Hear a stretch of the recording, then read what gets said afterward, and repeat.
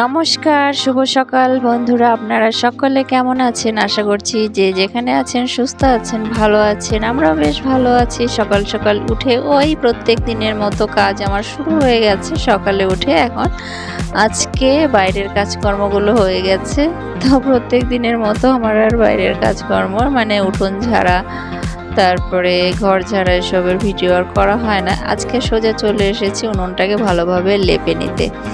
তো যদিও প্রত্যেক দিনই প্রায় লেপা হয়, মাটি দিয়ে আর কি লেপে নিই। তো তাই জন্য আজকে একটুখানি ভেঙে ভেঙে গেছিলো, সেই জন্য ভালোভাবে মাটি দিয়ে লেপে নিচ্ছি। তো চলুন, সকালে উঠে এত কাজ শুরু হয়ে গেছে। যেহেতু আমি একজন গৃহবধূ, সেই জন্য এইসব কাজকর্ম তো করতেই হবে। তো চলুন, সকল উনুনে যেহেতু রান্নাবান্না করতে হয়, তাই জন্য উনুনের তো যত্ন নিতেই হবে। সেই জন্য ভালোভাবে মাটি দিয়ে যে লেপে নিচ্ছি। আর হালকা একটু ঠান্ডা আছে, আর আমারও একটু ঠান্ডা ঠান্ডা লেগেছে, সেই জন্য এই যে কান মাথা আর কি বেঁধে রেখেছি। আর সোনার বাবা উঠে দোকানে চলে গেছে, তো এখন একটু চাপ বেড়ে গেছে। তো চলুন, এখন আমি তাড়াতাড়ি করে যে উনুনটাকে লেপে নিয়েছি, এখন হাতগুলো ধুয়ে নিই। ওইদিকে সোনামণি আবার ঘুম থেকে উঠে পড়েছে, তো সেই জন্য ওর কাছে তাড়াতাড়ি করে যেতে হবে, না তো কান্না শুরু করে দেবে, সেই জন্য। তো ওইদিকে আবার আমার বড় মেয়ে উঠে টিউশনে চলে যাবে, সেই জন্য ও ঘুম থেকে উঠে পড়েছে। আর আমার মেজো মেয়ে আর ছোট্ট সোনামণিও ঘুমিয়ে রয়েছে। তো ওরা দুজন ঘুমিয়ে রয়েছে, সেই জন্য ভাবলাম এদিকে কাজকর্মগুলো তাড়াতাড়ি করে সেরে নিই।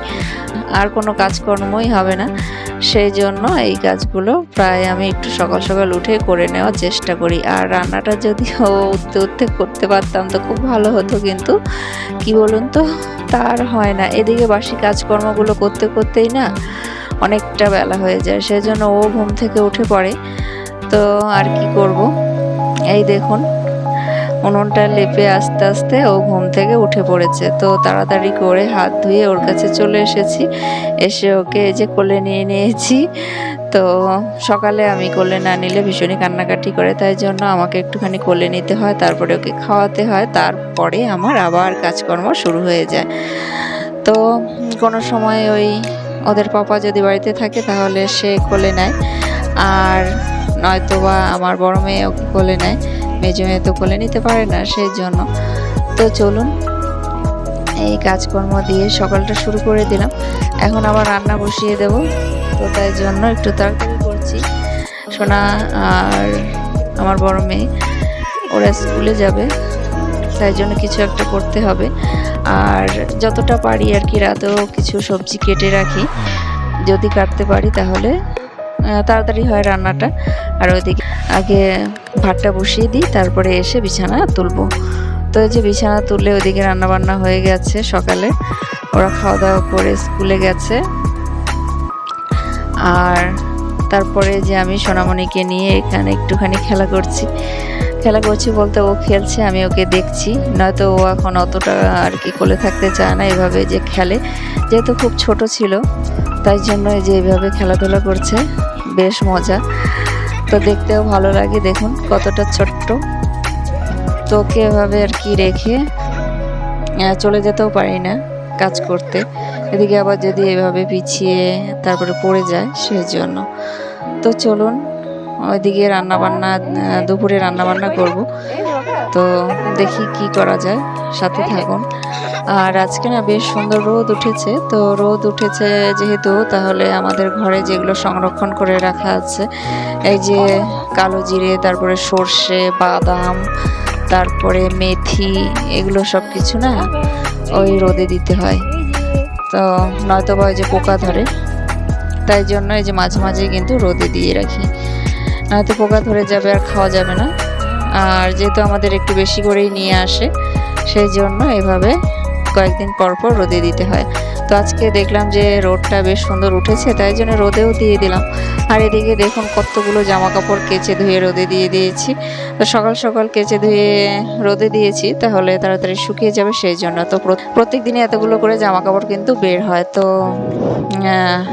5-6 জনের জামা কাপড়, বুঝতেই পারছেন, সেই জন্য একটু তো বেশি হবেই। তো যেহেতু আমরাই, আমার 3 মেয়ে আর আমরা দুজন 5 জন, আর আমার শাশুড়ি মা মিলে 6 জনের জামা কাপড়। তো চলুন সেগুলো ধোয়া কাচা করে রোদে দেওয়া হয়েছে, আর এদিকে স্নান করে চলে এসেছি। আর সোনামণি একটুখানি ঘুমিয়েছিল, ওকে স্নান করিয়ে ঘুম পাড়িয়ে দিয়েছিলাম। তারপরে এই যে ও ঘুম থেকে উঠে পড়েছে। আর এদিকে এই যে সোনামাকেও দিয়ে দিলাম। আজকে মেখেছি হচ্ছে কদবেল। আপনাদের দাদাভাই কদবেল নিয়ে এসেছিল, আমার যেহেতু ভালো লাগে সেই জন্য নিয়ে এসেছিল। তো আমার মেজো মেয়ে খায় কিন্তু বড় মেয়ে খায় না।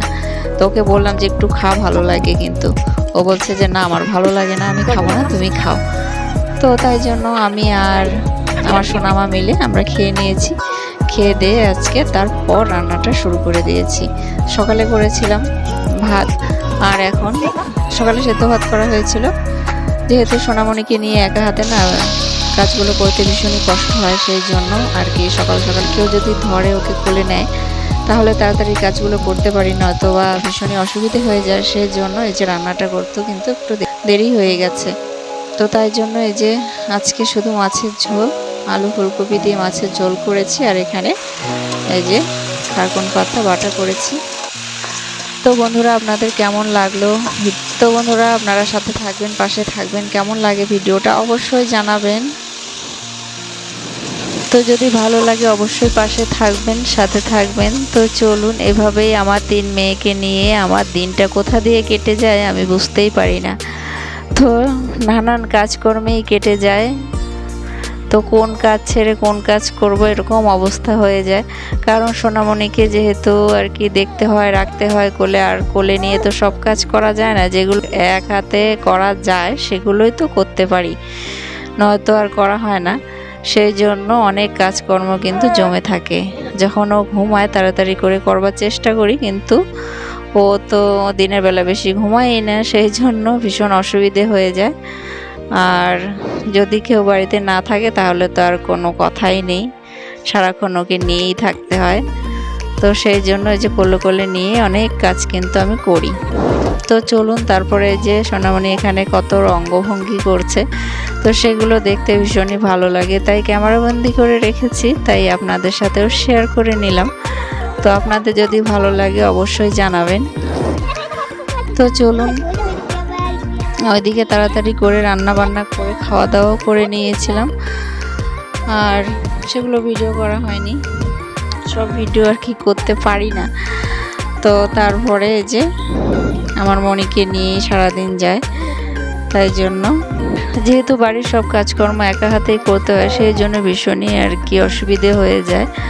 তো দেখুন এখন সন্ধে হয়ে গেছে, সন্ধে প্রদীপ আমার বড় মেয়ে দিয়েছে, আর আমি যে ওকে নিয়েছিলাম সেই জন্য।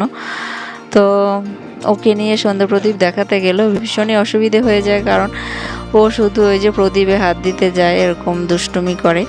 তো আমার সোনামণিদেরকে নিয়ে সারাদিন কিভাবে চলে যায়, আমার নিজের জন্য তো কোনো কাজকর্ম করতেই পারি না, কারণ নিজের মাথাটুকু যে আছড়াবো সেই সময়টুকু কিন্তু সারাদিনে আমি পাই না।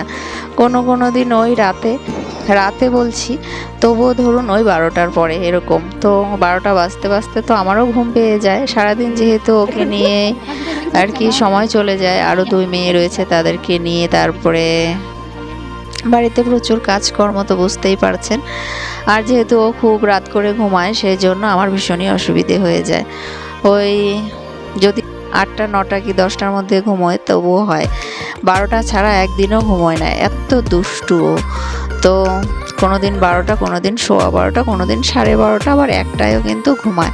সেই জন্য আমার ভীষণই অসুবিধে হয়ে যায়। তো এই যে আমার সোনামণি কিন্তু দিনের বেলা ঘুমোয় না বললেই চলে, কারণ দিনের বেলা ঘুম তো ওর নেই বললেই চলে, ভীষণই কম ঘুমায়, তাই জন্য আরও বেশি অসুবিধে হয়ে যায়। আর কি বলুন তো, আমার ওই 2 মেয়ে কিন্তু বেশ ঘুমিয়েছে দিনের বেলা, তো তাই জন্য কাজকর্মগুলো বেশ ভালোভাবে করতে পেরেছি। কিন্তু এই দুষ্টুমণি একদমই ঘুমায় না, সেই জন্য ভীষণ অসুবিধে হয়ে যায়। তো চলুন আজকে কাজকর্ম সেরে এই যে রাতের বেলা ভাবলাম যে আজকে রাতে কয়েকটা নিমকি ভেজে নিই, যেহেতু সোনামণি তো খেতে পারবে না, আমার সোনা তারপরে সোনু ওরা খেতে পারবে, তাই জন্য ওদের জন্য কয়েকটা নিমকি ভেজে নিয়েছি। তো ওদের নাকি ভীষণ ভালো লেগেছে। তো আপনাদের কেমন লাগলো অবশ্যই জানাবেন। তো যদি ভিডিওটা ভালো লাগে তাহলে পাশে থাকবেন।